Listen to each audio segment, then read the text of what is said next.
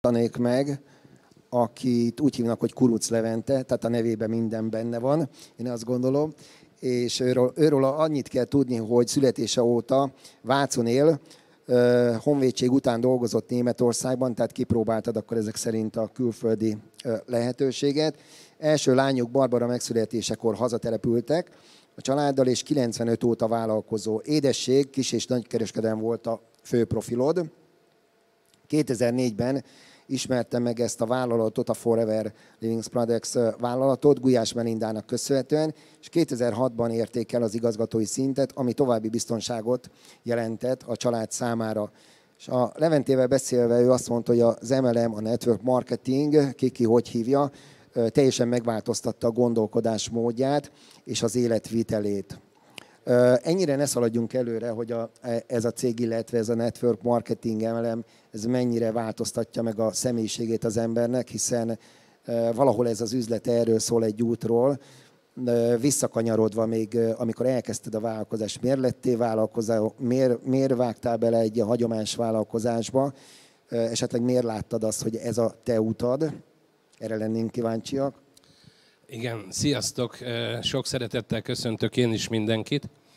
Az elsődleges dolog az volt, én 4 évet lehúztam külföldön, és azért érkeztünk haza, mert Györgyivel, feleségemmel úgy döntöttünk, hogy szeretnénk, ha Barbara lányunk, aki 94-ben született, ha itthon nőne föl. Tehát ha nagymama nem a Skype-on, bár akkor még nem volt Skype, de tehát ha abban a közegben, amiben mi is fölnőttünk, és kaptunk egy csomó indítatást az életre, ha itt nőne föl, és itt gyarapodna, és itt tanulná meg a dolgokat. Tehát ez volt az elsődleges, hogy 94-ben hazajöttünk. 95. februárjában elkezdtem egy vállalkozást. Ott az volt az, ami döntő, vagy meghatározó volt számomra, hogy próbáltam elhelyezkedni itthon, de egyik sem volt megfelelő, és én kint Németországban rengeteget dolgoztam, tehát napi 10-12 órákat lehúztunk, nem akármilyen körülmények között, ezt hozzáteszem. És szerettem volna egy picit mást, egy picit a magam ura lenni. Jól működött a dolog kint is, mert pénzünk volt, új autónk volt, akkor vásároltunk lakást, tehát ezzel nem volt gond, de mégis szerettem volna a magam ura lenni, és belefogtam egy vállalkozásba, egészen pontosan 95. februárjába. És ugye 2004.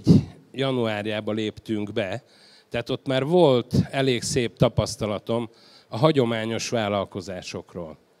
De abban minden benne volt. Tehát a kintlévőség, ezt azt hiszem sokan értik, akik vállalkozók, az alkalmazottak, az egy nyomós ér volt, hogy elkezdtem keresni. Tehát én keresőben voltam, mert tudtam, hogy nem akarok reggel 6-tól este 7-ig dolgozni.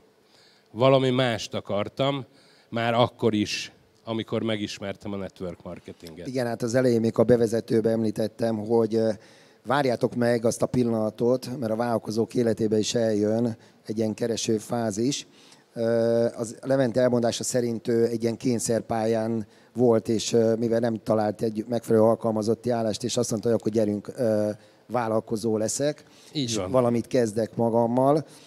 Visszatekintve erre az időszakra, azelőtt, mielőtt találkoztál Foreverrel, a vállalkozásodat hogy véleményezed, hogy mennyire volt sikeres, kihoztál belőle, amit szerettél, vagy megviseltek bizonyos dolgok, mint a kintlévőség és alkalmazottak, és lehetne sorolni, szerintem ez hosszú lista lenne. Igen, ebben nem akarok belemenni hosszan.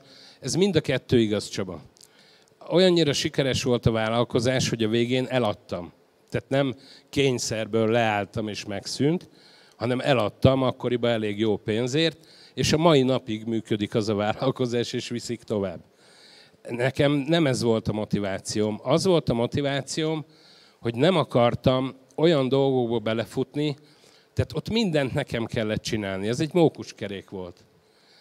Én szeretek horgászni, szeretek vadászni. Akkoriban volt egy 4 éves, meg egy 8 éves kislányom, és a feleségem a Györgyi. Tehát valami mást akartam, valamit kerestem, amiben ugyanúgy hatékonyan, tehát a jövedelemforrásom megvan, illetve megmarad, és jól meg tudunk élni. Tehát ez volt az a fázis, amikor nekem belépett a Forever. Értem, nagyon érdekes gondolatmenet volt. Én javaslom nektek, akik néztek most bennünket, vagy utólag meg fogjátok nézni ezt a videót, hogy keressetek rá, illetve olvassátok el a Cashflow négyszögről szóló történetet, hiszen az emberek életében jön egy pillanat, amikor azt mondja, hogy elegem van, én vállalkozó leszek, és szerintem a vállalkozóknak 90%-a az egyéni vállalkozással indul, tehát saját magának csinál egy vállalkozást, vagy egy munkahelyet, és ahogy a Levente is mondta, hogy szinte mindent ő csinál egyedül, és egy idő után ebbe bele lehet fáradni, motiválatlan lesz az ember, nem lesz az az inspiráció, és ebben más szerintem a network marketing, hogyha megfelelő a duplikáció, és megfelelően használod ezt a rendszert, akkor ezek a terhek megoszlanak. Miután megismerted a Forevert, gondolom volt valami elképzelésed neked is, hogy mit szeretnél ettől a cégtől, mit szeretnél ettől az üzlettől, ettől a lehetőségtől, hogy megérje váltani, vagy megérje ezen az úton elindulni. Mik voltak azok?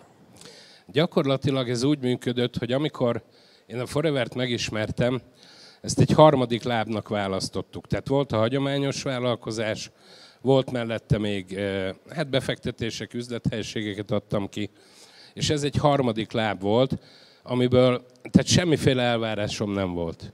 Nem ismertem a network marketinget, én nem a 125. cégből jöttem ide, nekem ez volt az első cégem, és azt se tudtam, hogy eszik vagy isszák, de 2004-ben kiváló képzéseink voltak. Annak idején a Ne Felejts utcába Strahovic eljött egy évben 4 alkalommal, és azokon én mindegyiken részt vettem. És ott ismertem meg egyáltalán a network marketinget, hogy mi a képzés, milyen gondolkodásmódot tudunk elsajátítani. Tehát lehet, hogy ez lesz a következő kérdés, hogy mit adott nekem a Forever, de nem akarom elvenni a kenyeredet, de gyakorlatilag rengeteget adott a Forever, és hogyha csak egy dologra gondolok, hogy egy gondolkodásmódot, egy olyan szemléletet, amit a hagyományos vállalkozásomban nem kaptam meg. Tehát lehet, hogy mondanék erre egy példát. Tudtok adni nekünk egy totálképet, hogy mindenkit lássanak? Köszönöm szépen.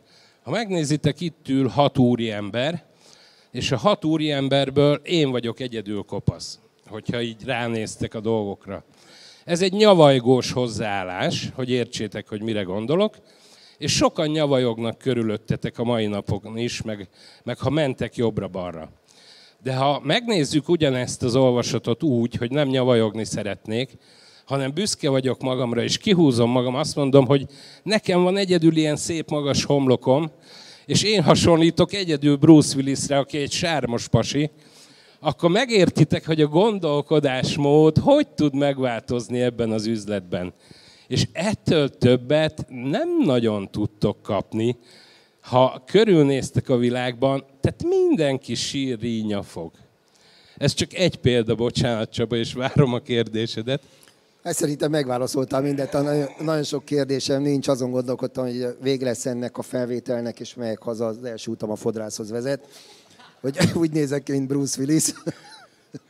De akkor menjünk, köszönöm szépen, köszönjük, és akkor menjünk tovább. A következő vendégem Varga László, szintén vállalkozó, aki Győr mellől érkezett.